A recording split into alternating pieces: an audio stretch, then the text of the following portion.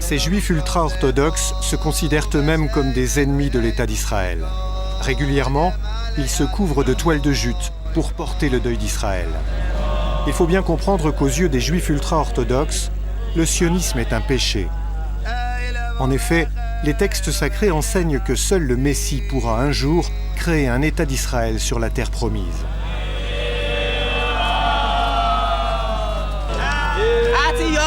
Les sionistes sont pires que les nazis. Les nazis ont brûlé le corps de nos frères. Mais les sionistes détruisent notre corps et notre âme.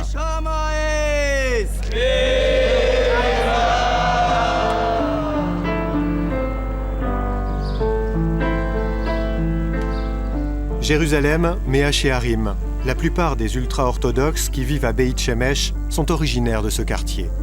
Leur leader a inscrit sur sa maison « Le sionisme est l'holocauste de la nation juive. Les juifs ne sont pas sionistes.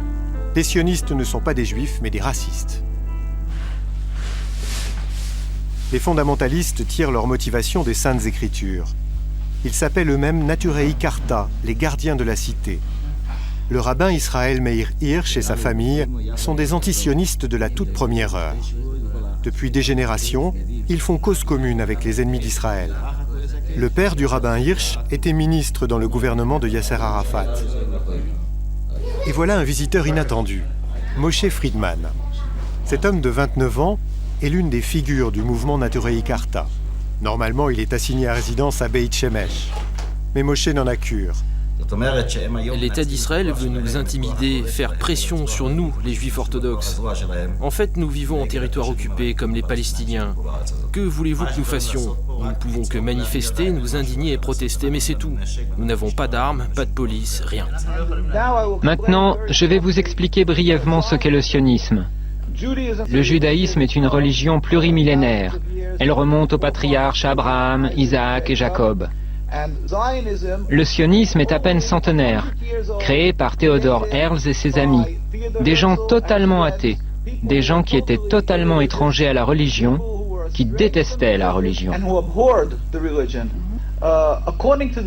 D'après la croyance juive, depuis la destruction du temple il y a près de 2000 ans, c'est-à-dire depuis l'exil du peuple juif, Dieu a fait jurer au peuple juif de ne point tenter de retourner en masse sur la terre d'Israël.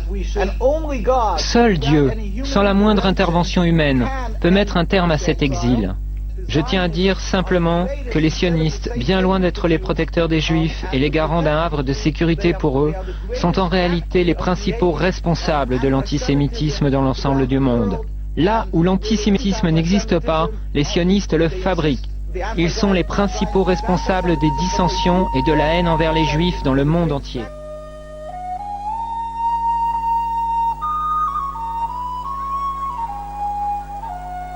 When did it all go wrong? Why did Arabs and Jews start hating each other? Is it because of Judaism? Is it because of Islam? Is it about oil, money? Unlikely, as for over 1,300 years, since the very beginning of Islam, Jews and Muslims lived together in an unprecedented religious and cultural harmony in Palestine, North Africa, and Spain. Theodor Herzl. Il est né à Budapest, a grandi à Vienne, et il est journaliste. הרצל בז לכל מי שלא נחשב בעיניו מודרני, תרבותי, נאצל ונאור. בראש ובראשונה היו אלה אותם יהודים בני עמו שומרי תורה ומסורת. הוא הפנים יסודות ורעיונות אנטישמיים כפי שבאים לידי ביטוי ביומנו ובמאמריו. הנוצרים הפשוטים טובים הם מכמרי היהודים. יחס זה חושף למעשה את הפן האנטישמי בתורת הרצל. בדעה זו גלומים רעיונות אנטישמיים המציירים את היהודים כנושאי הרע, ולעומתם הגויים שיא התואר והשלמות. כך למשל, כתב במאמרו בדויטשה צייטונג. היהודים העשירים שולטים על העולם. בידם גורל ממשלות ומדינות. הם מגרים ממשלות זו בזו, ועל פקודתם ממשלות עושות שלום. מתי שהיהודים העשירים מנגנים, העמים והמושלים מרקדים. בין כך ובין כך הם מתעשרים. הרצל מספק תימוכין ולגיטימציה לרדיפה האנטישמית ואף מעודד אותה. אכן האנטישמיות, שהיא כוח חזק ומושרש בתת ההכרה של ההמונים, לא תזיק ליהודים. אני מוצא שהיא מועילה לבניית האופי היהודי.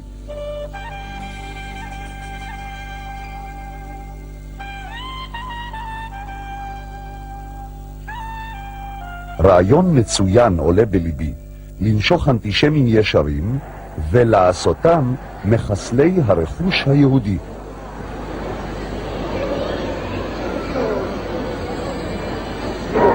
יש פה משפט, אני רוצה שתקרא אותו בקול ותגיד לי מי היה יכול להגיד דבר כזה. איפה? זה. רעיון מצוין עולה בליבי למשוך אנטישמים ישרים ולעשותם מחסלי הרכוש היהודי. מי היה יכול להגיד דבר כזה? אני יכול לקרוא את המשפט שלי?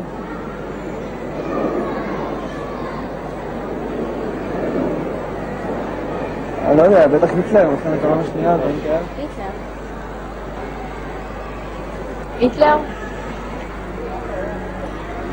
היטלר. היטלר. אם הייתי אומר לך שהרצל, חוזה המדינה, אמר את זה, היית מאמין לי? לא.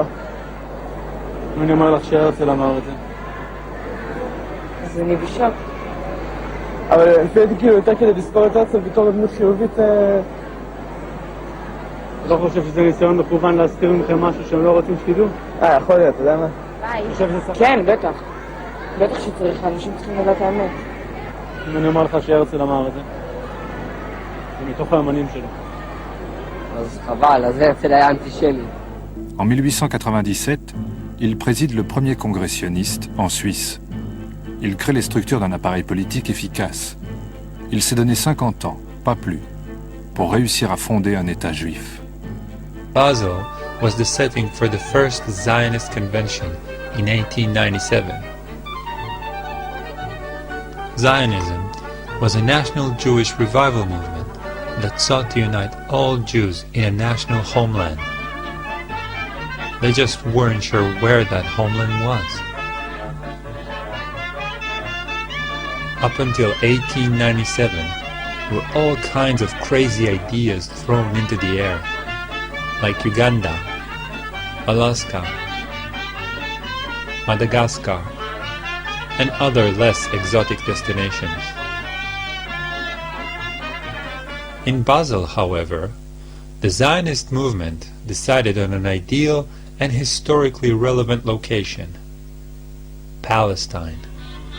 At the end of the 19th century, there were hardly any Jews living in Palestine. So the Zionists started campaigning all over the world for Jews to immigrate to Palestine. In Zionist vocabulary, this is called Aliyah, which means to ascend to a higher place.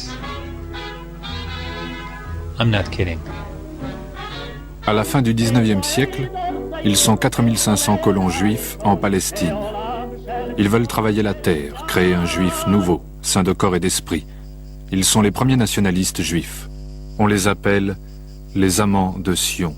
המדינה של הרצל היא מדינה אירופית לגמרי. כמובן שעליו לזכור להשיל מעליו כמה תכונות יהודיות שליליות כמו שפת היידיש, קיום מצוות ומנהגים, ובעיקר את הטפילות היהודית. But what if the people who were already living in Palestine didn't want to have a national Jewish home set up in their country? The Zionists had some clear ideas about that problem from the very beginning. Theodor Herzl, considered to be the founder of Zionism, wrote in 1895, "We shall try to spirit away the penniless population across the border." Les sionistes ont maintenant une banque, une presse en plusieurs langues et une organisation mondiale dont la tâche essentielle sera d'acheter des terres en Palestine. Zionists also launched Operation Buy a State. They went and bought all the land they could from Palestinian absentee landlords. Once the land was theirs, they threw out all the Palestinians that were living on it. The Zionists called this process Judifying the land and land redemption. Terms that, surprise, surprise, are still being used in current Israel regarding government policies. The speaker is Mr. Benjamin Friedman, noted authority on Zionism and all of its schemes. Mr. Friedman is a former Jew, and I mean a former Jew. World War I broke out in the summer of 1914. Now that war was waged on one side by Great Britain, France, and Russia, and on the other side by Germany, Austria-Hungary, and Turkey. Within 2 years, Germany had won that war. Not alone won it nominally, but won it actually. And yet, here was Germany offering England peace terms. They offered England a negotiated peace on what the lawyers call a status quo ante basis. That means let's call the war off and let everything be as it was before the war started. While that was going on, the Zionists in Germany went to the British War Cabinet and they said, look here, you can yet win this war if the United States will come in as your ally.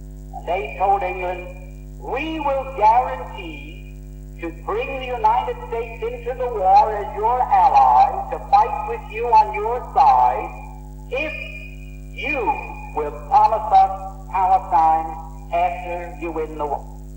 The price you must pay us is Palestine after you have won the war and defeated Germany, Austria-Hungary and Turkey. En 1917, l'armée britannique entre en Palestine par le sud. Sur la route de Damas, c'est un nouvel empire qui arrive. Le 9 décembre, les Britanniques ajoutent un dernier joyau à leur couronne, Jérusalem. Le général Allenby franchit les portes de la ville. Par respect pour la sainteté du lieu, il est à pied et sans armes. Mais déjà, les conquérants percent sous les libérateurs. 3 semaines plus tôt, une petite lettre avait dévoilé leurs intentions. Signée par le ministre britannique des Affaires étrangères, cette lettre est devenue célèbre sous l'appellation de déclaration Balfour. Elle annonce à la communauté juive britannique que le gouvernement de Sa Majesté envisage favorablement l'établissement d'un foyer national juif en Palestine. Palestine became a special case because the British violated the provisions of the Mandate for Palestine, because they put the Balfour Declaration into the Palestine Mandate, you say. What did this mean? It meant that for Palestine, the wishes of the inhabitants, 90% Arab, would not be listened to, and they would not be developed for independence. It would be Jews, once they came in through immigration, you see, they would be allowed to develop. And so it's really with the Palestinian Mandate and the violation of the mandatory provisions to give the Zionists the right to create a majority of Jews to create a Palestinian state, that the real Palestinian Zionist conflict begins. Il serait, à mon avis, plus raisonnable d'arriver à un accord avec les Arabes sur la base d'une vie commune pacifique que de créer un État juif. La conscience que j'ai de la nature essentielle du judaïsme se heurte à l'idée d'un État juif doté de frontières, d'une armée et d'un projet de pouvoir temporel aussi modeste soit-il. Je crains les dommages internes que le judaïsme subira en raison du développement dans nos rangs d'un nationalisme étroit. Nous ne sommes plus les juifs de la période des Mécabées. Redevenir une nation, dans le sens politique du mot, équivaudrait à se détourner de la spiritualisation de notre communauté que nous devons au génie de nos prophètes. Leo Motzkin, one of Zionism's most liberal thinkers, wrote, The colonization of Palestine has to go in two directions. Jewish settlements in Eretz Israel and the resettlement of Arabs in areas outside the country. יוסף חיים ברנר, סופר ואיש רוח בהנהגה הציונית, שבכתיבתו השפיע יותר מכל סופר אחר על פועלי ארץ ישראל, כתב ב-1919. אופיינו הלאומי פסול מימות עולם ועד הנה. היהודים הם צוענים, זוהמה, רפש וניבול, ביצה סרוחה, לא אדם, כלבים פצועים. כשאתה קורא את הדברים שהציונים הראשונים כתבו, אלה דברים שנשמעים לפעמים כמעט אנטישמיים, משום שהם ביזו את היהודי הגלותי. עמי אירופה, למרות שחנקו אותנו ללא רחם, כמו שחונקים דבר נתעב, ראויים הם לכבוד. איננו בני אדם כלל. הנה, רוק הפה. כל אוצר רוחנו יתוש מת. האם לא יציפו את רחובותינו עכשיו פרצופים ידועים מכל הגטאות, חלאת המין האנושי?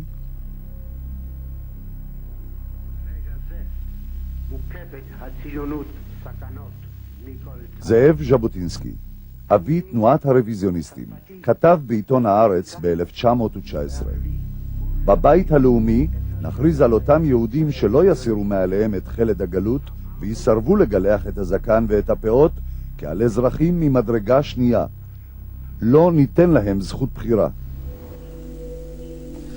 Chaim Weizmann, the head of the World Zionist Congress and future president of Israel, proclaimed the Palestinians to be the rocks of Judea, obstacles that need to be cleared on a difficult path. Amazing how little have changed in Judea since then. The Jewish people came into this country, said this is our country, and they didn't say it's our country, but we recognize that there's another people living here. Let's see what we can work out. No, the whole idea of Israel until today is this is our country from the Mediterranean to the Jordan River, and it's only our country. It's exclusively our country. There is no other people. There's a bunch of Arabs living here, that we know. But there's no people, there's no other people with a claim to the country, with a legitimate right to the country. This is our country exclusively, and therefore either you shut up if you're a Palestinian and you live in one of the little islands we'll give you by sufferance, not by right, or get out. La révolte arabe explose en avril 1936. Le moufti Amin al-Husseini en tête, 5 partis politiques palestiniens appellent au soulèvement général. Les notables, les chefs de village, les paysans, les commerçants. Ils se révoltent tous contre l'occupation britannique et contre l'immigration juive. La grève générale dure 6 mois. Les affrontements avec les forces de l'ordre sont quotidiens. Une vague d'attentats frappe les colonies sionistes et les installations britanniques. More British troops have landed at Haifa for the delicate job of stamping out the trouble in Palestine. Depuis 2 ans, Ben Gourion dirige l'exécutif sioniste, qui fonctionne comme un gouvernement. Alors que les Arabes s'épuisent dans une lutte inégale contre l'armée britannique, lui, il construit méthodiquement les bases d'un futur État. The Palestinians launched 2 popular uprisings against the Jews and the British blatant pro-Zionist policies. The first took place in 1929 and claimed hundreds of Palestinians and Jewish lives. The second, in 1936, was practically a small-scale war between the Palestinians and the British, who were also aided by the Zionists. It lasted for 3 years, and in the end, approximately 5,000 Palestinians died. The British also exiled the Palestinians' leadership and dismantled all Palestinians' paramilitary units. The Palestinians were left defenseless and leaderless. Most of the Israeli commanders had studied the British reaction to the Palestinian revolt in 1936 and 1939, which became the manual book of what to do to the Palestinians in case of resistance.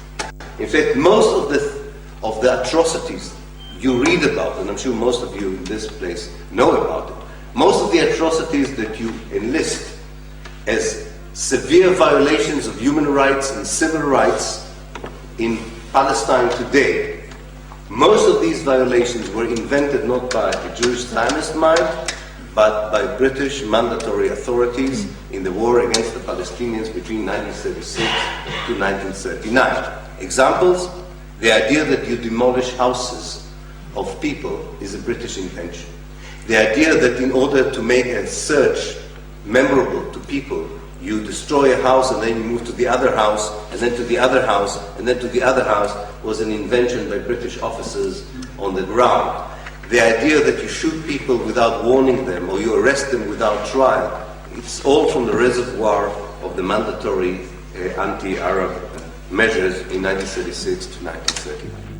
En février, les Britanniques organisent une conférence de paix à Londres. La Seconde Guerre mondiale approche. Ils veulent s'assurer la loyauté de leurs alliés arabes, tout en évitant de rompre avec les Juifs.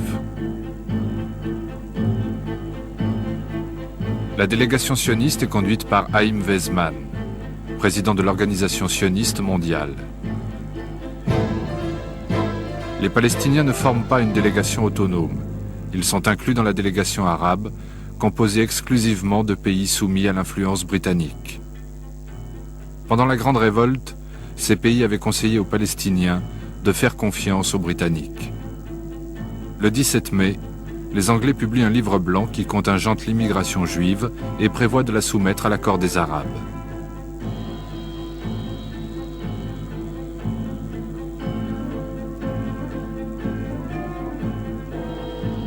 Les sionistes sont furieux.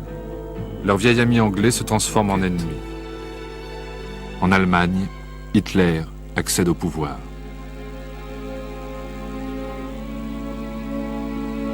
You've never been told what the origin of Nazi is. NA is National Socialism, which was the German Nazis, and in 1923 there was a double agent who came to Hitler, and he said to Hitler, "Look, your Nazi party is not, your National Socialist Party is not getting off the ground. You need an alliance." And he suggested that they ally with the Zionist Party. So the NA of National Socialism joined with the Zionist Party in the World Zionist Party in 1923, and ever after was known as the Nazis, NAZI. But ominous headlines tell what's already happening to the Jews of Germany. The protest of American Jews was heard almost immediately. It was based on only the sparsest of press reports, and nowhere was that protest more vocal than here in New York City.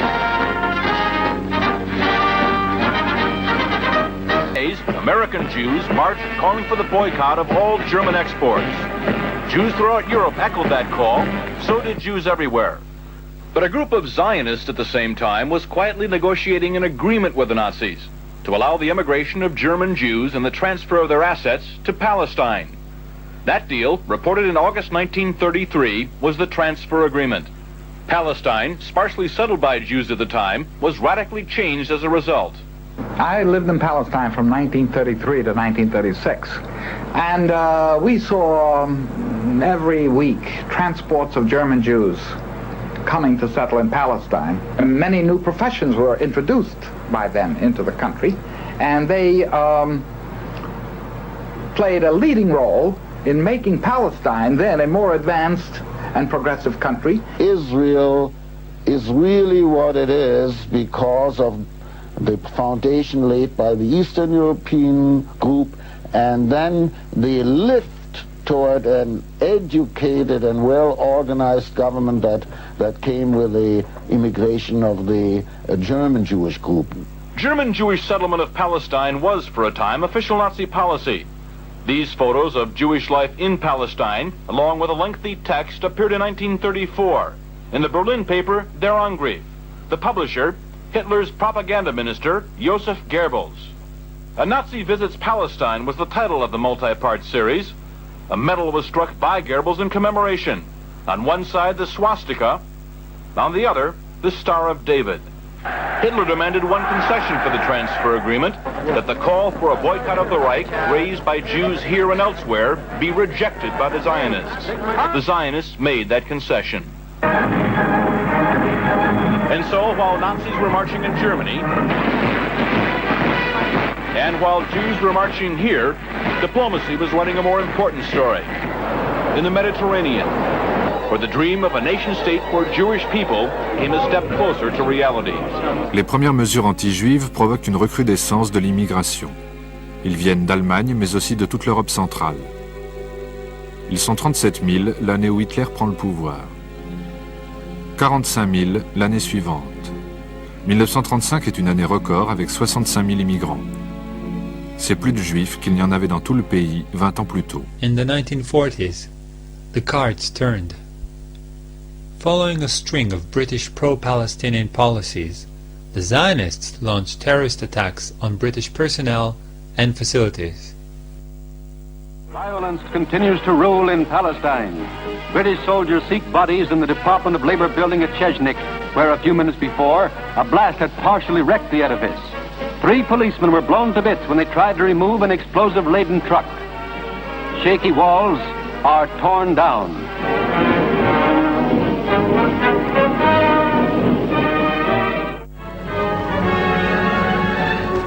After a bomb explosion caused by terrorists on the British headquarters at Jerusalem, one entire corner of the King David Hotel, a building of 7 stories, was razed to the ground. The stone floors were cut. 88 innocent people died, and a good deal of the British High Command was wiped out. Their goal was to drive the British out of Palestine.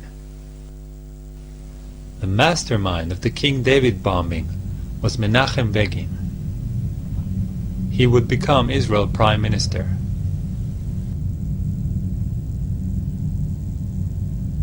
His accomplice, Yitzhak Shamir, would also later become Prime Minister.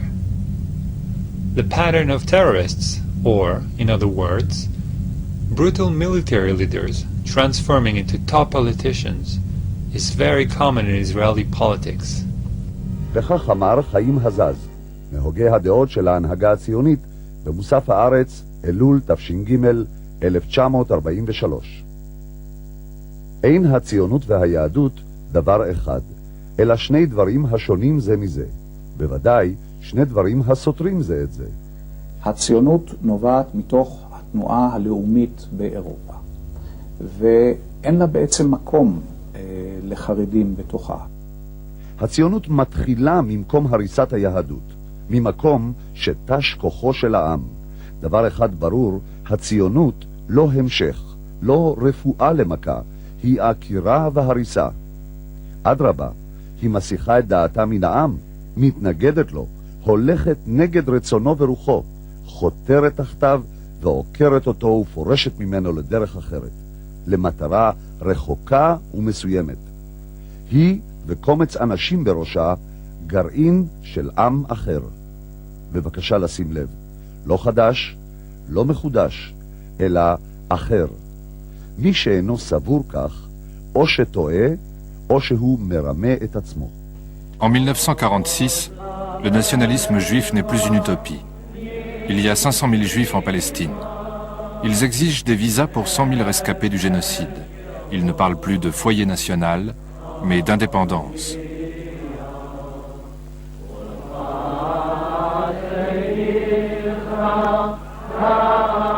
Depuis 1942, Ben Gourion a fait prendre un tournant au mouvement sioniste. L'alliance avec les Britanniques est terminée. C'est à présent vers les États-Unis, les grands vainqueurs de la guerre, que son regard se porte. Tous les ans, les Juifs américains offrent 50 millions de dollars au sionisme. The late President of the United States, and only recently the joint resolution of the United States Congress asking for freedom of Jewish immigration, which will result in a free and democratic Jewish Commonwealth. At this point, the British have had enough, and they transferred the matter of Palestine to the UN. Ce jour-là, l'Assemblée générale ouvre un dossier qui ne quittera plus jamais son ordre du jour. Aucune terre au monde n'a donné lieu à autant de débats dans cette salle. Une commission de l'ONU part en Palestine. Sa composition est le fruit d'un savant dosage géopolitique. Depuis 25 ans, c'est la 17e commission d'enquête en Palestine.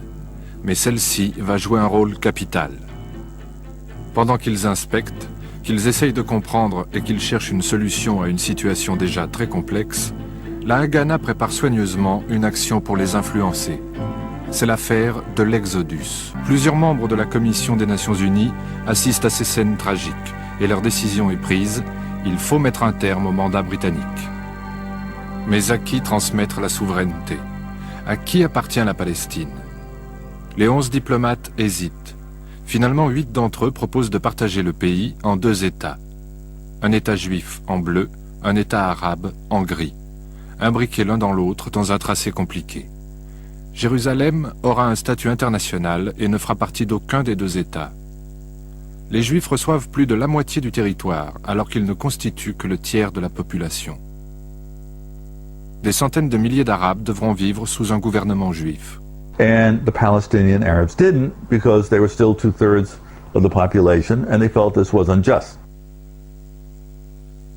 But nonetheless, this partition, which was approved in the UN after Thanksgiving in 1947, officially recognized 2 states. In 1947, the Jews owned 5.8% of the land. In the UN partition plan, the Jews ended up with 56% of the land, almost 10 times of what they actually owned. The Palestinians had half of their land stolen right under their noses. Their population was split into 2, half of it living in the Zionist state as a minority. Even in the borders of the Jewish state, the Jews owned only 11% of the land. À l'Assemblée générale des Nations Unies, le délégué syrien. Ce projet restera le plus grand scandale politique de tous les siècles. Yes. South Africa? Yes. Soviet Union? Yes. United Kingdom? Abstain. The United States? Yes. The resolution of the DAC Committee for Palestine was adopted by 33 votes, 13 against, 10 abstentions. Why would the UN be so blatantly pro-Zionist? Do not underestimate the power of guilt. Anyone heard of the Holocaust? The UN sought to compensate the Jews over the deaths of 6 million Jews in World War II. That the Palestinians should pay for it makes perfect sense. However, this amount of land, more than half of Palestine, was still not enough for the Zionists. David Ben-Gurion, the leader of the Zionist movement in Palestine, wrote in 1937, "The Arabs will have to go. But one needs an opportune moment for making it happen, such as a war." The Palestinians had no desire to fight the Zionists or start a war. They were used to living under different sovereigns for hundreds of years. Egyptians, Turks, British, and now the Zionists. In 1948, Ben-Gurion tells the Jewish Agency executives, "I believe that the majority of the Palestinian masses accept the partition as fait accompli, and do not believe it is possible to overcome or reject it. The decisive majority of them do not want to fight us."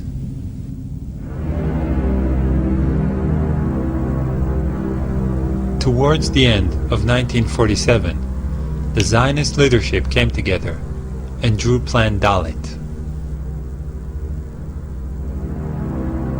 Plan Dalet was about securing the borders of Israel by cleansing, expelling, and destroying Palestinian towns, villages, and urban neighborhoods. The plan was implemented by the Zionist armed forces. And finally, in March, they began a push to ensure their control of areas that would become Israel under the partition. And as that happened, you began to get many more Palestinian Arabs fleeing, particularly after a massacre at a place called Deir Yassin, although people now think it was probably somewhat over 100, but not 200. But Begin and the Irgun and the Stern gang, Yitzhak Shamir was part of that. There was a combined attack in this Palestinian village that massacred many people. And the Palestinians did carry out a retaliatory raid, killing about 70 Jewish doctors on the road to Jerusalem shortly thereafter. But after that, you had mobile radio vans that Begin put into play, threatening more Deir Yassins if the Arabs didn't flee. In other words, you'll be massacred just like Deir Yassin. So it became part of the propaganda. I became a refugee when I was in a boarding school about 40 kilometers away from my home place. And in April 1948, the headmaster came to us and said, the Jews are attacking people around Tel Aviv, in Jaffa area. They will soon come to our area. I cannot protect you, so you better go home now, quite a bit early, maybe 6 weeks early, before the end of the scholastic year. And I was about 10 at the time, and the distance between the boarding school and my home is about 40 to 60 kilometers, depending on how you do it. And the road to my home was cut off frequently by Zionist soldiers who were riding in jeeps, and the jeeps, I remember clearly, had two machine guns, one pointing forward and the other one pointing backward. And so they would go at terrific speed in the area in which they have no physical presence, except they have garrisons of 30 soldiers in certain locations. We had to walk about 40 kilometers, terrified as a child that one moment we see the jeep and they would kill us. Now, only 6 weeks later, precisely on the 14th, the night of 14th and 15th of May, our home was attacked again by about 24 tanks, which came to cut Gaza Strip. And the Zionists came and they blew up our homes and burned them. They also blew up the school, which my father built in 1920. It's a primary school, which was our pride, because my father built that school at his expense in 1920 when he had no children. They also blew the what's called Bayara, which is a well, with motorized well, from which we drink, and also we water our gardens and plantations. It is important to note that during that time, the British had almost 70,000 troops in Palestine. Their mandate, which lasted until the 15th of May, 1948, was to maintain law and order and to protect civilians. They failed miserably in that obligation. At the same time, in February 1948, Ben-Gurion wrote to his foreign minister, "We will be able not only to defend, but also to take over Palestine as a whole. I am in no doubt of this. We can face all the Arab forces." Confident of their victory, the Zionists declared independence on the 14th of May, 1948. Le 14 mai 1948 est une journée fatidique.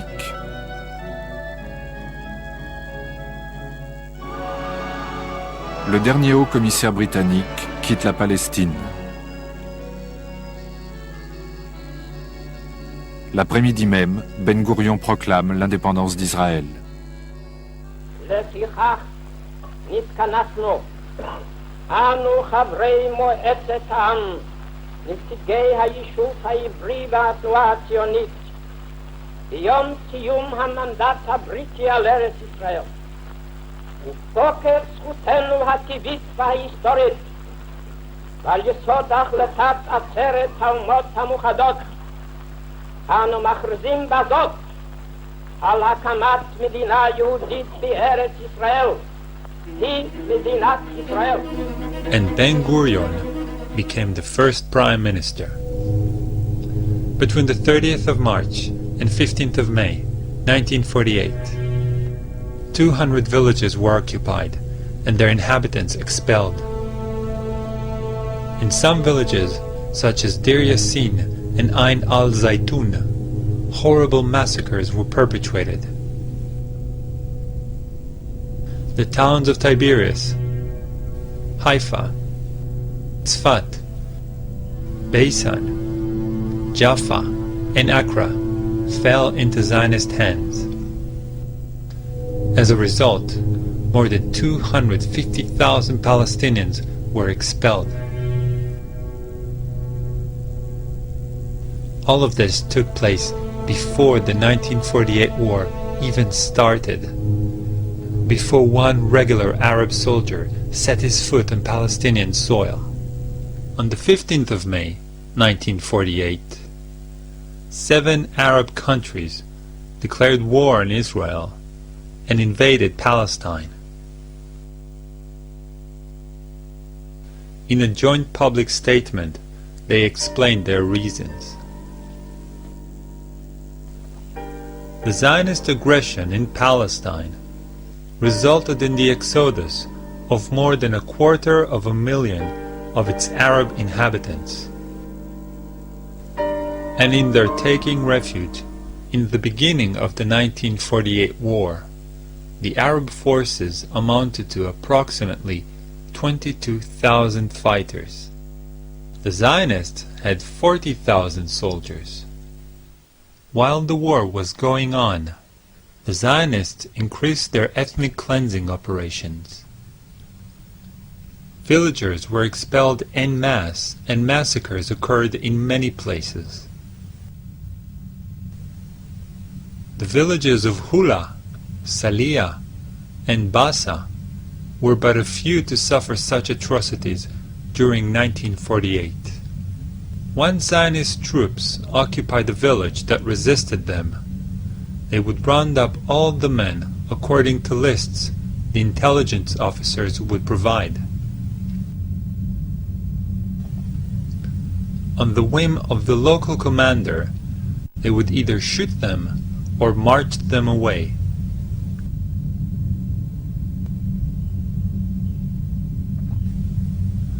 The biggest expulsion and massacre happened in the city of Lid Ramle. 50,000 people were expelled from the city in a single day. 426 men, women, and children were killed by the Zionist forces. The general in charge of the occupation and expulsion of Lid Ramle was Yitzhak Rabin, who would later become Israel Prime Minister, serving 2 terms. In 1948, the Chicago Sunday Times reported on the Israeli tactics.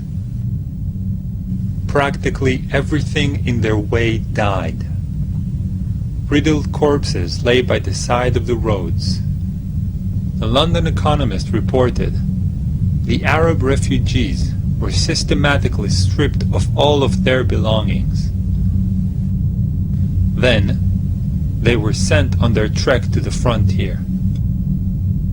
The New York Herald Tribune wrote, Corpses of Arab men, women, and even children strewn about in the wake of the ruthlessly brilliant charge. بعد القتلة في الأرض والكلاب عم تاكل فيا. كان طفل بين ايديهم ياكلوا فيه. فاتت وراي مرت خالي قالت له بدك اطلعي شو هتشوفي؟ بتقدريش يا كتير الغلبة قالت لي إلا تفوتي اطلعي. قعدت مدة أحلم فيه هذا الولد كيف كانت شكلته. They conquered 80% of Palestine, destroyed 531 villages, 11 urban neighborhoods and towns. Approximately 750,000 Palestinians were ethnically cleansed and were forced to leave everything behind as they fled for their lives. However, the ethnic cleansing didn't stop in 1948. It just shifted gear. In 1967, in the Six-Day War, Israel conquered what was left of Palestine, the West Bank and the Gaza Strip. Now, the remaining 20% of Palestine and all the Palestinians were under Zionist control. En 1982, l'armée israélienne intervient une nouvelle fois au Liban. Elle va jusqu'à Beyrouth pour en chasser l'OLP. C'est l'opération Paix en Galilée. Vaincu, Yasser Arafat et 11 000 combattants évacuent le pays sur des bateaux français, laissant derrière eux les civils palestiniens désarmés. Cela débouchera sur un immense massacre. Les phalangistes chrétiens entrent dans les camps de réfugiés palestiniens de Sabra et de Shatila. Les chefs de l'armée israélienne laissent la tuerie se dérouler sans intervenir. Selon les sources, il y aura entre 700 et 3500 victimes. Sabra et Shatila sont devenus le symbole du martyre palestinien. Mahmoud et les réfugiés des camps attendent toujours de retourner en Palestine. Mais c'est la communauté internationale qui détient les clés de leur avenir. To create an amazing human invention that only the Zionist ideology could produce. The idea that you can lock at the time 1.5 million now, double the number of 1.5 million, that you can lock them in a regime that is similar to the concept of a prison, with all kinds of variations on the prison concept. It can be an open prison if the inmates behave themselves. They can even go and work outside, provided they come back to be in the prison at the end of the day. They can have autonomy in the prison. They can run their life as they wish, provided they accept the concept. Should they resist, the Israeli government would move quickly into a high security prison with all the punitive measures that harsh wardens would take against inmates in such a situation. Under the army's protection, and with the government's aid, Israeli settlements were erected in the West Bank and Gaza Strip. Today, they cut through the Palestinian land and keep spreading. Some of them, like Ariel and Ma'ale Adumim, are already considered to be cities. So Israel will essentially occupy 90% of the country, and the Palestinians will get 10% of the country in little tiny islands. And Israel is building, with almost total American support, a $3 billion system of bypass roads and highways throughout the occupied territories that then link them physically into Israel proper. So that one electrical system, one water system. So you create a situation on the ground where it's impossible to detach meaningful territory from Israel for a Palestinian state built. The wall that's being built that Israel calls a fence, because in some parts it's a massive fence, But when it comes to Palestinian populated areas, it becomes a wall. It's a wall twice as high as the Berlin Wall. A 24-foot high concrete wall that physically creates actual prison conditions for entire Palestinian cities, like Tulkarm and Qalqilia, cities of 70, 80,000 people, that alienates hundreds of thousands of Palestinians from their land, from their water. It has tremendous impact.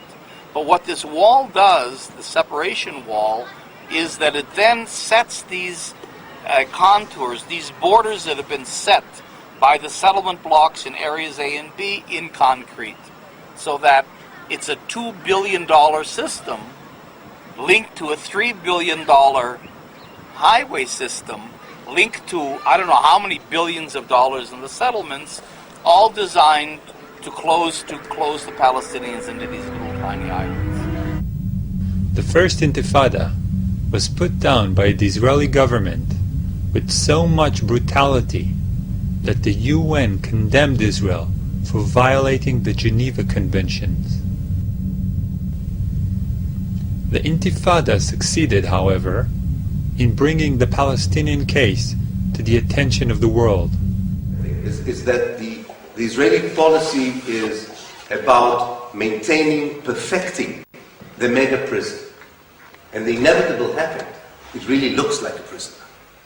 It didn't look like a prison in 1967. It looks like a prison. The bureaucracy became real prison wardens. They were not to begin with.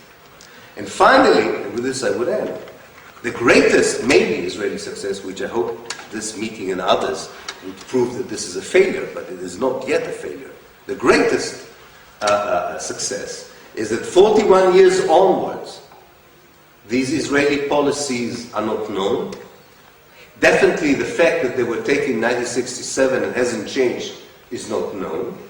And that the Israeli, very simplistic demand, not very sophisticated, very transparent lies about what they are doing, that any intelligent person could easily decipher and expose for what they are still being repeated by the mainstream media in the West, including The Guardian, by all the mainstream television networks, including the BBC and ITV and Sky News and what have you, and is accepted by all the political elites of the West, including... Anyone who questions the occupation of Palestine and the catastrophe Zionism brought on Palestinians is ostracized, silenced, called an anti-Semite, or, in case of a Jew, a self-hating Jew. The Holocaust allows Zionists to manipulate world public opinion and to stifle any possible open discussion. It is simply their biggest asset.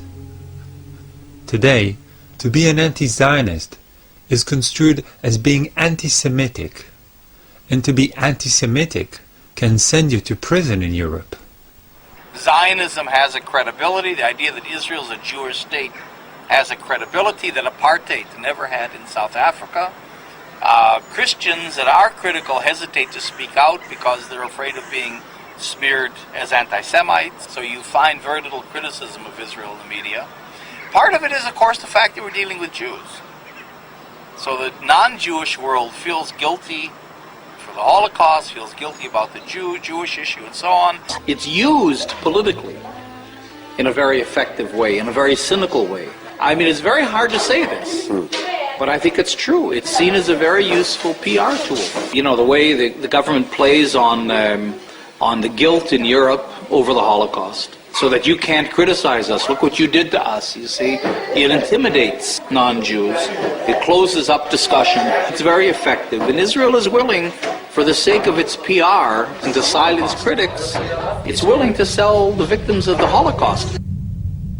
The sad fact is that those 6 million Jews that died because of a fascist, racist ideology are cynically being used today to justify and support another fascist, racist ideology. As most of my family, on both sides, were amongst the victims of the Holocaust, I withdraw my permission from Israeli government and Zionists worldwide to Jews their death in such a hideous way. I made this documentary so none can say in the future, we didn't know. Now you know, so you can act.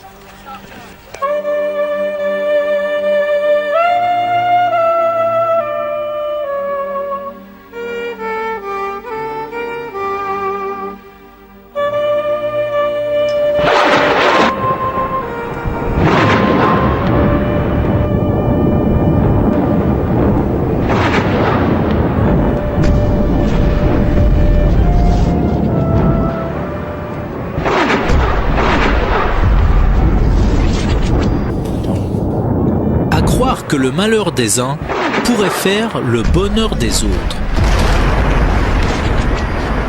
En tout cas, les bombardements sur la bande de Gaza attisent la curiosité. Ces résidents israéliens ont organisé une journée pique-nique, destination 7 collines avec vue plongeante sur les territoires bombardés. Je suis venu voir Gaza, les attaques aériennes, voir nos avions, pour me divertir un peu en ce jour de Shabbat.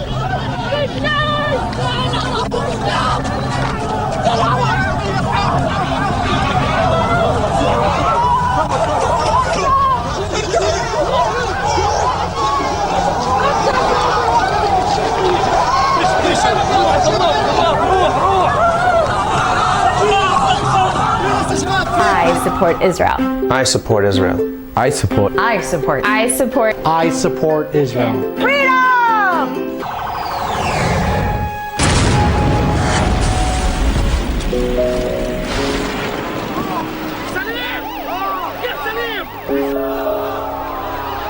I support Israel. Because it's the right thing to do.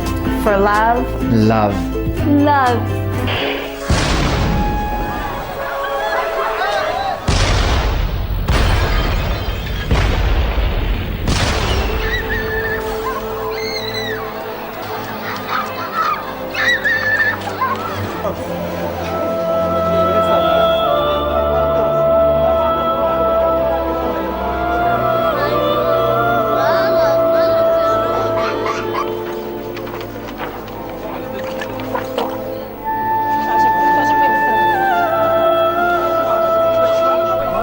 On voulait être avec nos compatriotes qui vivent près de Gaza.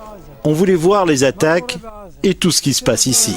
Il faut sortir de l'engrenage de la violence, sinon Israël court à la catastrophe. C'est le cri d'alarme de 4 anciens patrons du Shin Bet, le service de sécurité d'Israël. En novembre dernier, ces patriotes appellent à un sursaut du pays. Nous sommes en train de devenir des occupants professionnels. Je crois que j'ai utilisé ce mot. Et je dis ça de manière péjorative. Des occupants professionnels qui veulent gagner avec les poings en utilisant la force. In terms of what's going on now, what's your assessment of what Israel is doing in Gaza? I can answer you with 2 words: a war crime. My government is now engaged in a massive war crime, killing hundreds of innocents. It's not just a war crime against the Palestinians, it's a crime against the Israeli people. And on behalf of thousands of Israelis that are demonstrating right now in the streets of Tel Aviv, in Jerusalem, and in many other places, with Palestinians, with internationals, people from all kind of background and all parts of the Israeli society are completely ashamed and against this crazy assault. We know that you cannot kill, as Jewish people, we know that you cannot kill the desire of people to be free.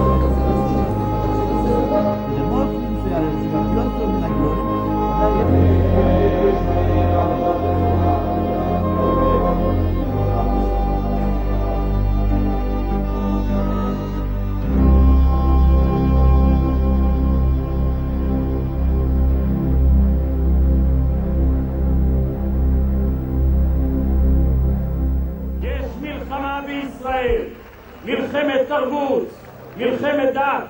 כן, זהו מאבק לחיים ולמוות, לחייה או למותה של הדמוקרטיה הישראלית, ואנחנו ננצח. זאת מלחמה. עליכם להבין סוף סוף שזאת מלחמה. אנחנו לא רוצים אותם לתוך החיים שלנו. אנחנו לא רוצים חקיקה דתית. אנחנו האמנו שהם, האורתודוקסים החרדים, ייעלמו תוך טוב. ונפריד, כן נפריד, בין המדינה לבין הדת, בין הדת לבין המדינה. אז יש לזה רק פתרון אחד, ההפרדה. הפרדה בין דת ומדינה. כולם ביחד, נלך, נעשה חוקה לישראל, נגן על בית המשפט, נגן על כך שנהיה מדינה דמוקרטית, כפי שאנחנו רוצים שתהיה, על פי החלום של אבות הציונות, דוד בן-גוריון, זאב ז'בוטינסקי, בנימין זאב הרצל, כאן בארץ ישראל. Israël est un pays riche, mais les inégalités y sont très développées. Il faut dire que 20% du budget de l'État va à l'armée et des milliards pour le développement des colonies. Fatigués de reculer, les Palestiniens attendent maintenant de la communauté internationale qu'elle leur octroie enfin la terre qu'on leur avait promis.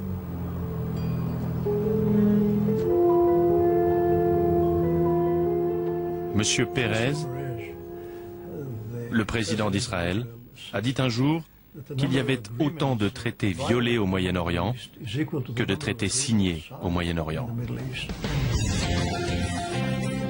C'est cette impasse qui a poussé l'autorité palestinienne à demander la reconnaissance d'un État à l'Assemblée générale de l'ONU. Charles Anderlin, notre correspondant à Jérusalem, a rencontré l'un des compagnons de route de Yasser Arafat, Nabil Chass. Pour négocier, dit-il, il faut être deux.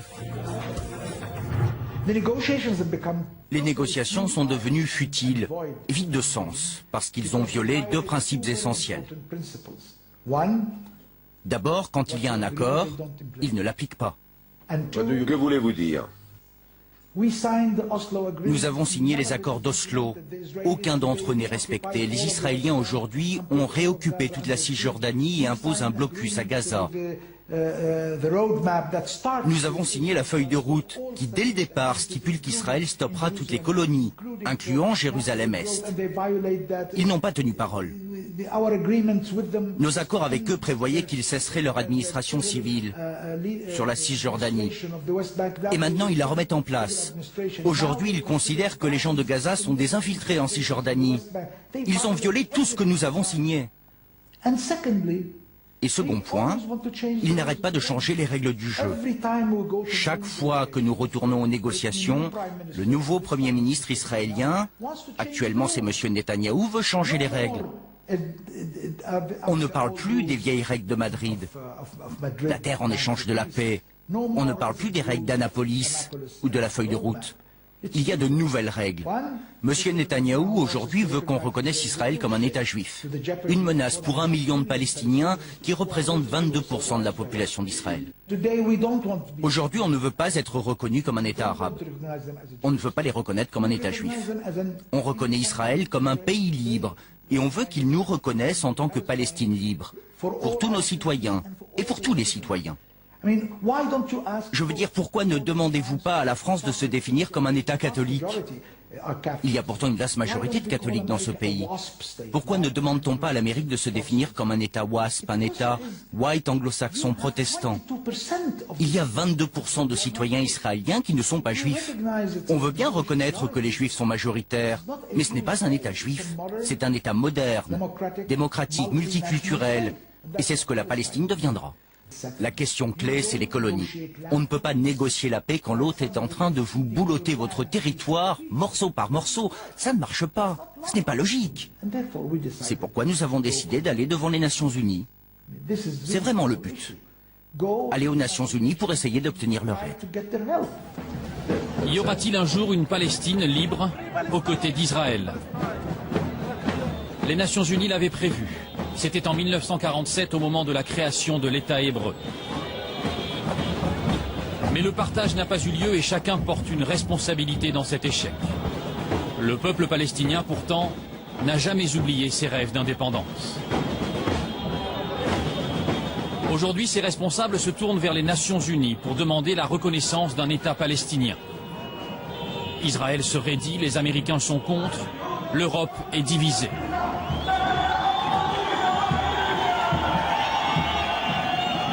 Tempête diplomatique, pressions en tout genre. Mais qu'est-ce qui bloque vraiment? Il y a déjà pourtant en Palestine une administration qui marche. La gestion des affaires courantes est saluée par les instances internationales. Lutte contre la corruption, sécurité renforcée, relance de l'économie, les résultats sont spectaculaires. En Cisjordanie, la ville de Ramallah en est le meilleur exemple. Seulement à côté de la Cisjordanie, il y a la bande de Gaza, dirigée par les islamistes du Hamas, tristement célèbre pour des attentats suicides meurtriers en Israël. En représailles, le territoire est soumis à un blocus. Pour s'approvisionner, c'est le système D. Cette situation pénalise durement les civils. Pourtant, Gaza a 1000 visages et la majorité des habitants n'aspire qu'à la paix. C'est pour cela que nous espérons la levée du siège. Nous voulons donner aux gens de Gaza l'occasion de vivre, de travailler et de profiter de la vie. Il y a d'autres obstacles à la création d'un État palestinien. D'abord celui de ses frontières. Les Israéliens ne veulent plus entendre parler du tracé qui existait avant la guerre des 6 jours. Pour des raisons stratégiques ou religieuses, les colonies se multiplient en Cisjordanie. Elles accaparent l'eau et les meilleures terres. Les colons juifs s'implantent aussi à Jérusalem-Est. Alors comment créer un État viable dans ces conditions? Quand elle est chez elle, cette famille palestinienne est protégée par des barreaux. Mais quand elle veut sortir, c'est pratiquement impossible, c'est ça qui l'attend. Des enfants qui jettent des pierres ou qui tentent d'éblouir la caméra. Et leur mère qui lance des bordées d'insultes.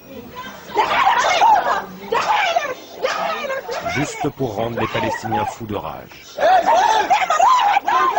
Palestinien vient d'être arrêté par des soldats israéliens. Il a les mains attachées dans le dos et les yeux bandés. Il est embarqué dans ce fourgon tenu par un officier de haut rang, un lieutenant-colonel. Alors le soldat israélien, à gauche de l'image, posément, vise la jambe du Palestinien et... You and you fucking Jesus can kiss my ass, okay? Go away. Screw you. Don't camera, no camera. Okay, don't take picture.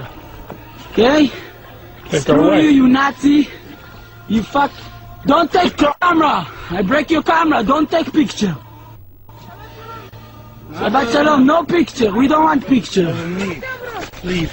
You need to. You can't come in here. This is not your house. This is not your house. We killed Jesus. We're proud of it. This is my land. You this is not your land. It belongs to these families. You son of a bitch.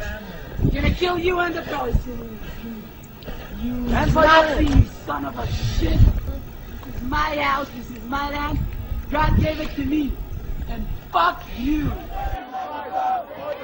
Israel is occupying the Palestinian people in my name. And all people of the world will not stop until this occupation ends and until the Palestinian people have their right of return, their right to live without occupation, and equal rights within Israel.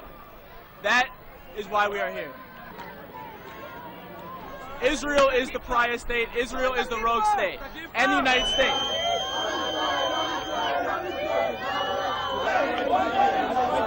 Don't push me. Do I need to call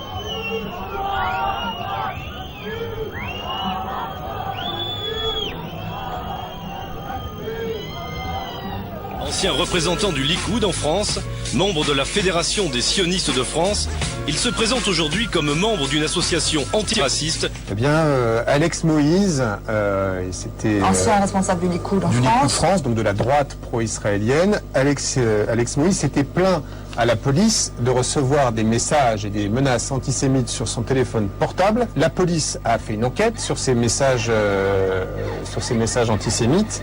Voilà, a découvert que c'était Alex Moïse lui-même qui s'appelait sur son propre portable. Il a été condamné d'ailleurs à 2 mois de prison avec sursis pour ça, pour se faire des menaces antisémites. Elle avait donc menti. Les doutes dont nous faisions état hier se sont transformés en certitude il y a un peu plus d'1 heure, lorsque l'on a appris que la jeune femme qui disait avoir été victime d'une agression antisémite vendredi dans le RER avait avoué avoir tout inventé. Autre titre de l'actualité de ce lundi, l'aboutissement sauf coup de théâtre de l'enquête sur l'incendie du centre social juif de Paris. Il avait provoqué cet incendie, on s'en souvient, une très vive indignation. Eh bien, après la fausse agression du RERD, c'est une autre affaire qui se dégonfle. C'est un ex-employé juif du centre qui aurait mis le feu. Moed in conjunction with My Israel has arranged an instruction day for wiki editors. The goal of the day is to teach people how to edit in Wikipedia, which is the #1 source of information today in the world. As a way of example, if someone searches the Gaza flotilla, we want to be there. We want to be the guys who influence what is written there, how it's written, and to ensure that it's balanced and Zionist in nature. Non, mais est-ce qu'il n'y a pas tout de même un milieu juif, de même qu'il y a un milieu protestant, de même qu'il y a un milieu catholique intégriste, de même qu'il y a des milieux, est-ce qu'il n'y a pas aussi un milieu juif français, ce qui n'est pas une honte, les lobbies sont une réalité. Mais non, mais en tout cas, ça ne joue pas. Il y a évidemment des notables juifs. À 2 pas des Champs-Élysées, nous retrouvons David, militant à la Ligue de défense juive. Il nous demande de ne pas révéler l'adresse plutôt étonnante où il nous conduit, un bâtiment officiel protégé par la police française.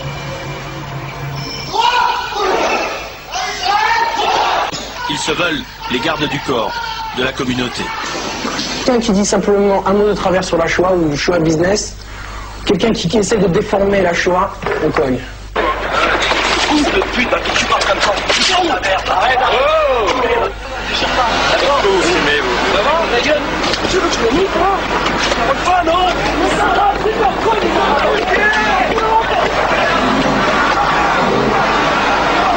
Salut, Kadima!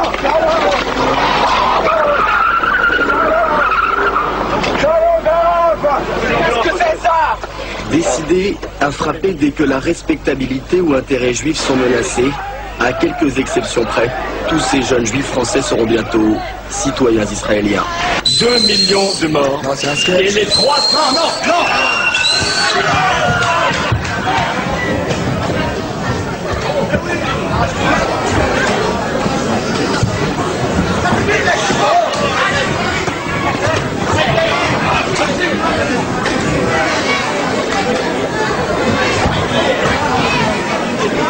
Moi, je vous parle de choses beaucoup plus concrètes.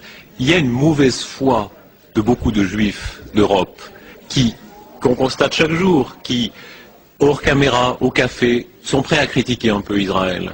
Mais qui, face caméra, se sentent obligés d'être solidaires d'Israël. Mauvaise foi, à voir peut-être, mais...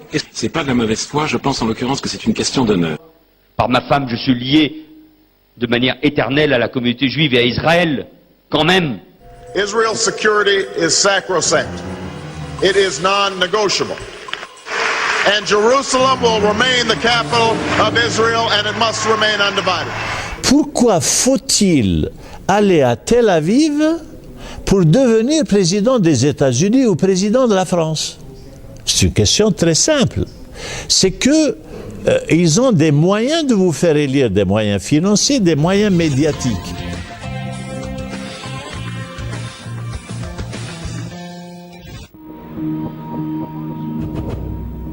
Au cœur de la démocratie américaine, le Capitole surplombe Washington. Le siège du Congrès est un lieu de pouvoir, le poumon législatif des États-Unis. Et ses décisions ont souvent un écho international. Ce matin, la Commission sur les affaires étrangères se penche sur l'aide américaine versée à l'autorité palestinienne, 500 millions de dollars chaque année. À l'annonce de la démarche palestinienne à l'ONU, les élus exigent des sanctions financières. Cette controverse autour de la création unilatérale d'un État reflète l'échec de l'autorité palestinienne face à ses obligations. Ils nourrissent la haine anti-israélienne et glorifient la violence extrémiste. Nous pouvons encore limiter les dégâts. 4 experts sont auditionnés. Tous sont sur la même longueur d'onde.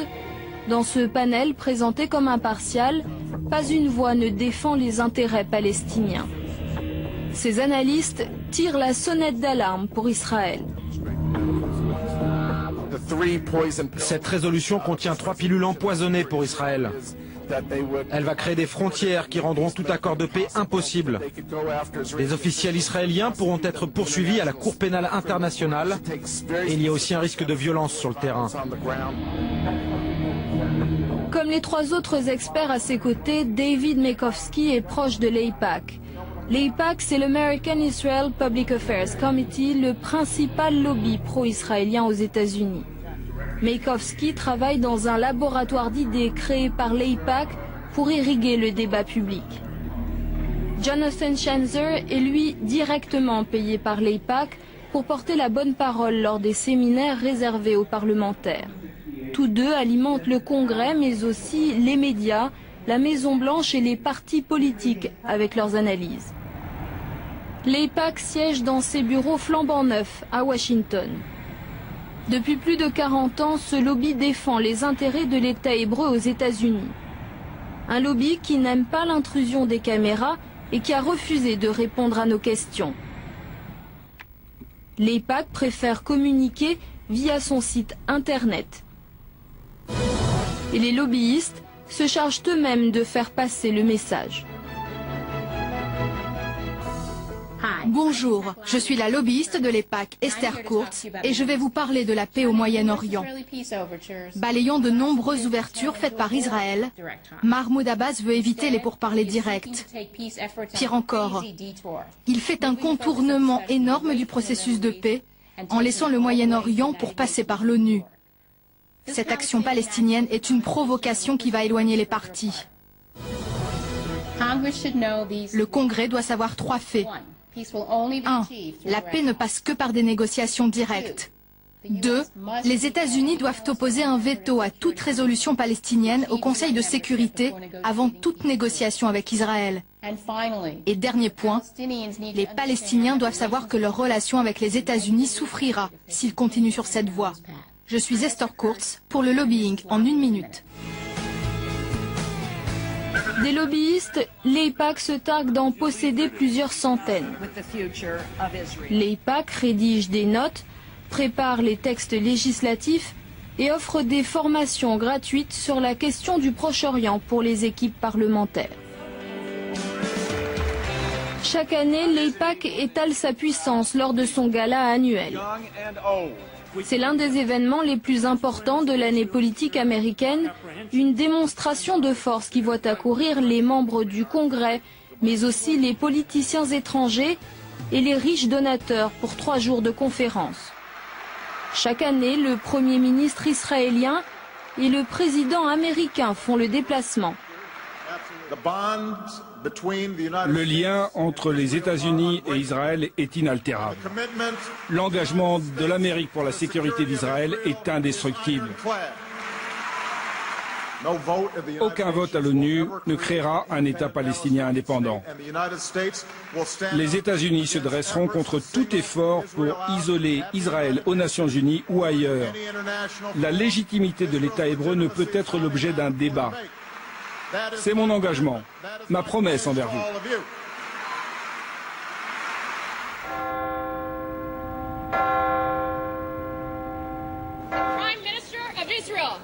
Cette année, au lendemain du gala de l'AIPAC, Benjamin Netanyahou s'est rendu au Congrès. Il est l'un des rares chefs de gouvernement étrangers à y avoir été invité une seconde fois. Accueil triomphal, même si son discours va à l'encontre des positions traditionnelles de la diplomatie américaine. Dans le cadre d'un véritable accord de paix, un accord qui mettra fin au conflit, certaines colonies seront en dehors des frontières d'Israël. Ces frontières doivent être négociées. Ces frontières seront différentes de celles de juin 1967. Israël ne reviendra pas aux frontières indéfendables de 1967. Standing ovation. Il y en aura 29 tout au long de ce discours.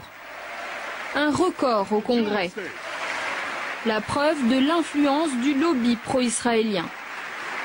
Dans un pays où les campagnes électorales coûtent cher, aucun politicien américain ne peut faire l'économie du soutien financier de l'AIPAC.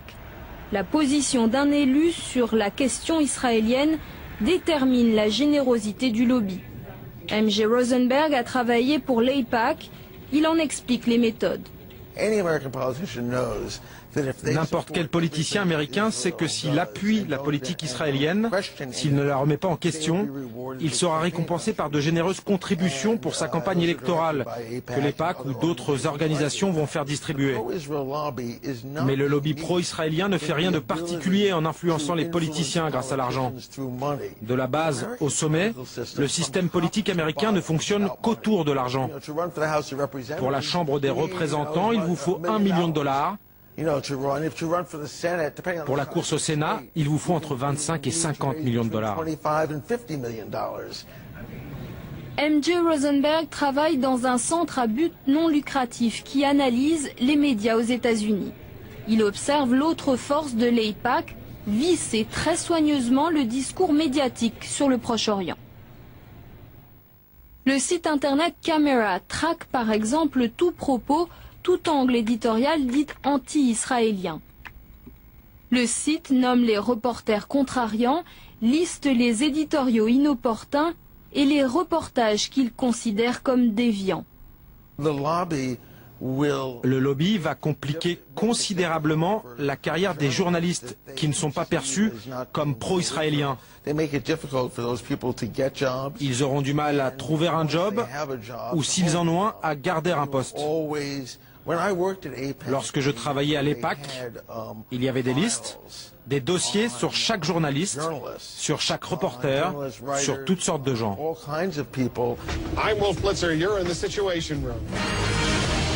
Mais on n'est jamais mieux servi que par soi-même. À CNN, le présentateur vedette Wolf Blitzer décroche régulièrement des exclusivités sur Israël. Son réseau de contacts est exceptionnel. Il faut dire que ce journaliste a priori neutre est un ancien membre de l'AIPAC. Il a pu y peaufiner son carnet d'adresses. La communauté juive américaine est naturellement sensible au sort de l'État hébreu. Mais les juifs, majoritairement démocrates, ne représentent qu'1,75% de la population des États-Unis. Réduire le soutien américain à Israël au seul poids de cette communauté serait une erreur. Il y a aussi les chrétiens évangéliques qui sont devenus les champions de l'alliance israélo-américaine. S'estimant investis d'une mission divine, une partie d'entre eux pense avoir un devoir religieux envers Israël. Le pasteur Land est ce que l'on appelle un chrétien sioniste. L'installation, ou plutôt la réinstallation d'Israël au XXe siècle est la réalisation d'une prophétie biblique.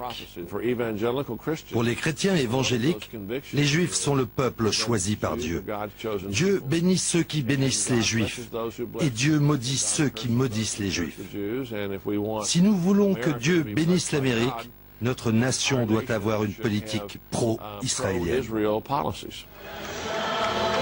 Israël est devenu le cheval de bataille des chrétiens sionistes. Ils sont 40 millions aux États-Unis et représentent un levier politique considérable. C'est le réservoir de l'électorat républicain. Eux aussi ont leur vedette télévisuelle, Glenn Beck, un ancien éditorialiste de la chaîne d'information conservatrice Fox News. Ces émissions sont une tribune pour le sionisme chrétien. I stand tonight with Israel. En août 2011, Glenn Beck a organisé une tournée en Terre Sainte pour soutenir l'État hébreu. Ses fans sont venus par centaines. Des croyants américains rassemblés pour écouter les paroles de l'animateur au pied des lieux saints. Discours mais aussi grand spectacle.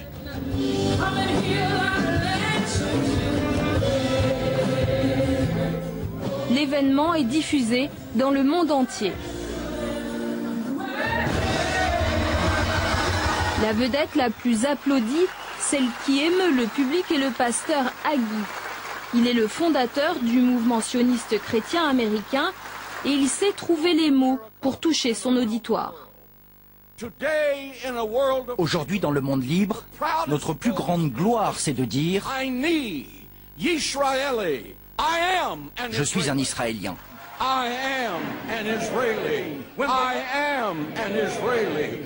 Des évangélistes sionistes, des groupes de pression juifs extrêmement efficaces, difficile pour les politiciens américains de résister à la force de frappe du lobby pro-israélien. Cet été, 81 membres du Congrès sont venus en visite en Israël, tout frais payés par l'AIPAC. Un parlementaire américain sur 6 a donc fait le voyage en Terre Sainte. Parmi les élus, la congresswoman Burkle. Rappelez-vous, Burkle fait partie de la commission des affaires étrangères du Congrès. Ce rapport fusionnel entre l'Amérique et Israël pose question. À l'université de Harvard, le professeur Stephen Walt a brisé un tabou en enquêtant sur l'AIPAC. Avec le professeur John Mearsheimer, il considère que l'influence du lobby est parfois contraire aux intérêts stratégiques des États-Unis. Le lobby a contribué à l'anti-américanisme au Moyen-Orient et ailleurs. C'est l'une des raisons pour laquelle les États-Unis font face à la menace terroriste. Oussama Ben Laden et ceux qui nous ont attaqués le 11 septembre ont clairement dit que notre soutien à Israël motivait leur haine. Et une partie du lobby nous a poussés à partir en guerre en Irak. Cette relation si particulière, soutenue par le lobby, cause un tort considérable aux intérêts stratégiques américains. Les thèses des professeurs Walt et Mearsheimer ont fait scandale. Ils ont fait l'objet d'une très violente campagne médiatique, les accusant d'antisémitisme. L'ancien président américain Jimmy Carter est lui aussi devenu une des bêtes noires du lobby pro-israélien. Carter a pourtant négocié les accords de Camp David en 1978 qui ont scellé la paix entre Israël et l'Égypte. Ces efforts ont d'ailleurs été couronnés par un prix Nobel de la paix. Mais la publication de son livre intitulé « Palestine, la paix, pas l'apartheid » lui a attiré les foudres des partisans d'Israël.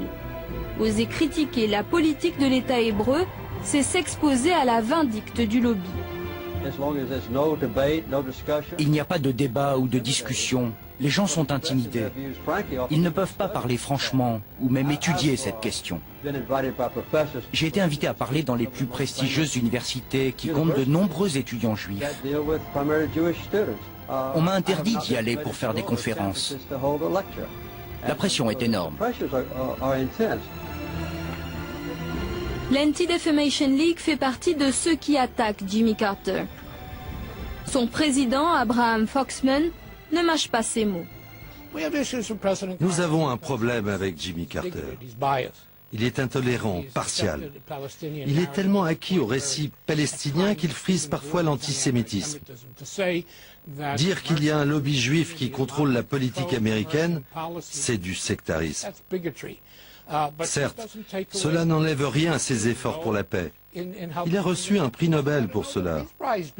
Mais les gens peuvent changer. Je crois qu'il a un problème avec Israël et les Juifs. C'est son problème. La Maison-Blanche est bien obligée de tenir compte du poids du lobby qui pèse lourdement sur les négociations de paix. Ancien conseiller diplomatique de Bill Clinton, Robert Malley explique que la partialité des États-Unis ne fait aucun doute. Les États-Unis ont toujours dit clairement, depuis que les négociations ont commencé et avant, qu'ils étaient partie prenante dans le sens qu'ils étaient très proches d'Israël. Donc la question n'est pas une question de neutralité, pour moi c'est une question d'efficacité. Est-ce que tout en étant biaisé dans la relation dans le triangle États-Unis, Israël, Palestine, tout en étant biaisé, est-ce que les États-Unis peuvent être un médiateur efficace? Je crois que par moments dans leur histoire, ils ont prouvé qu'ils pouvaient l'être. Et pendant d'autres périodes, ils ont prouvé le contraire. Depuis les accords d'Oslo en 1993, l'efficacité de la diplomatie américaine est en panne. Bill Clinton a tenté de pousser les partis à White River Plantation puis Camp David, sans succès. George W. Bush a parrainé les discussions de tabac puis la conférence d'Annapolis en 2007, sans plus de résultats. Barack Obama a lui fait rêver le monde arabe en promettant un État palestinien lors de son discours historique au Caire, il y a 2 ans. Assalamu alaikum. Ses origines musulmanes ont fait espérer aux Arabes un président plus attentif aux revendications palestiniennes. Son appel à faire cesser l'avancée des colonies israéliennes a eu un écho considérable. Les États-Unis n'acceptent pas la légitimité de la continuation des colonies israéliennes. Ces constructions constituent une violation des accords passés et portent préjudice aux efforts de paix. Malgré les convictions affichées, le président Obama ne fera pas mieux que ses prédécesseurs. Comme eux, il n'empêchera pas la construction de nouvelles colonies en Cisjordanie et à Jérusalem-Est. La paix est un travail difficile. La paix n'arrive pas par des déclarations ou des résolutions aux Nations Unies. Si c'était aussi simple que cela, ce serait déjà fait. L'engagement de l'Amérique aux côtés de la sécurité d'Israël est inébranlable. Notre amitié avec Israël est profonde et solide. Et pour enfoncer le clou, Barack Obama pose après son discours devant les caméras avec Benjamin Netanyahou pour afficher l'amitié entre Israël et l'Amérique. Une amitié qui coûte cher. Chaque année, Washington verse plus de 3 milliards de dollars en aide directe à l'État hébreu. À Washington, le lobby pro-israélien veille à ce que cela ne change pas. Aujourd'hui, on monte en pointe le lobby comme l'AIPAC, etc. Mais si réellement l'intérêt américain, petit à petit, va dériver, ils trouveront toujours le moyen pas de se débarrasser d'Israël, pas encore, mais disons de lui tordre le bras et de le ramener à la raison. Et si on l'obligeait à se soumettre à, par exemple, à des résolutions internationales, à des solutions, là on risque d'avoir du grabuge. Et on ne récoltera, qui sème le vent récolte la tempête, c'est-à-dire on ne récoltera que le fruit de ce qu'on a semé. On a laissé ce pays faire ce qu'il veut, dans l'intérêt de l'Occident d'ailleurs. Mais à un moment donné, il va devenir gênant. Ladies and gentlemen, the very word secrecy is repugnant in a free and open society. And we are, as a people, inherently and historically opposed to secret societies, to secret oaths, and to secret proceedings. Even today, there is little value in opposing the threat of a closed society by imitating its arbitrary restrictions.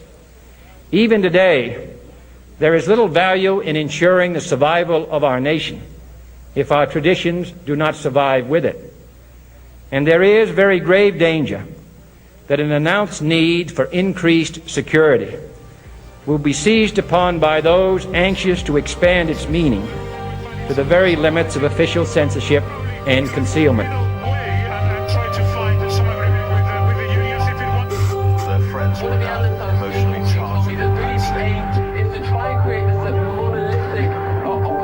Meet ever shorter deadlines known as beat the clock.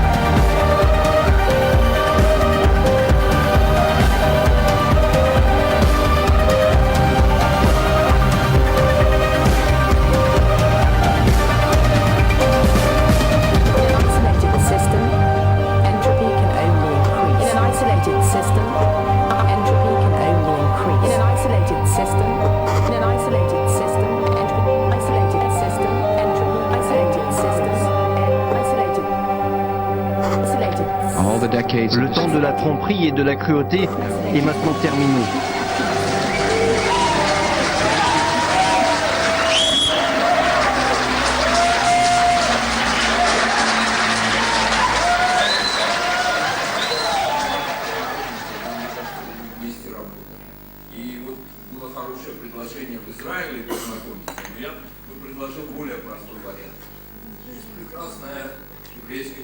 Я всю ночь его смотрел. Это потрясающие идеи. И, может быть, сделать маленькие сюжеты по 3 минуты о каждой общине. И это будет как раз знакомство с друг другом гораздо проще и эффективнее. 3 минуты рассказ об общине, потому что есть уникальные общины. Вот Кипр, вот Албания, Сан-Марино. Это потрясающе. Я думаю, что это очень хорошая идея. Давайте это сделаем.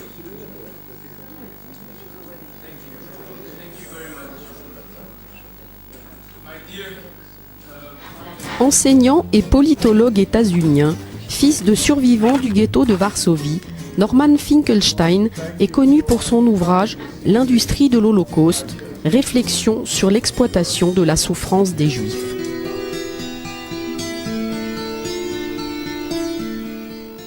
Go ahead. Hi. During your speech, you made a lot of references to Jewish people as well as certain people in your audience, not Jewish people in general, but certain people, especially in your audience, to Nazis. Now, that is extremely offensive when certain people are German. And they're also extremely offensive to people who've actually suffered under Nazi rule. I don't respect that anymore. I really don't.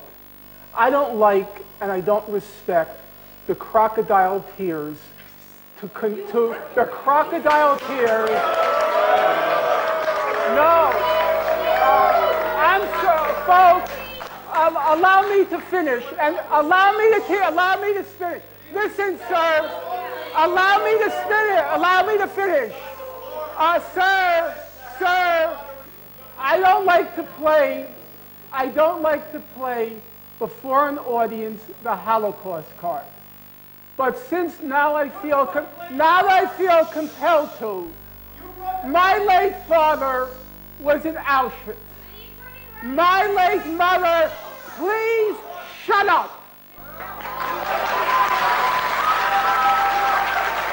My late father was in Auschwitz. My late mother was in Majdanek concentration camp. Every single member of my family on my father's side, the Jews did not take arms against the Germans. My late father was in Auschwitz concentration camp. My late mother was in Majdanek concentration camp. Every single member of my family on both sides was exterminated. Both of my parents were in the Warsaw Ghetto Uprising. And it's precisely and exactly because of the lessons my parents taught me and my 2 siblings that I will not be silent when Israel commits its crimes against the Palestinians. And I consider nothing more despicable than to use their suffering and their martyrdom to try to justify the torture, the brutalization, the demolition of homes that Israel daily commits against the Palestinians. So I refuse any longer to be intimidated or browbeaten by the tears. If you had any heart in you, you would be crying for the Palestinians, not for what's being done.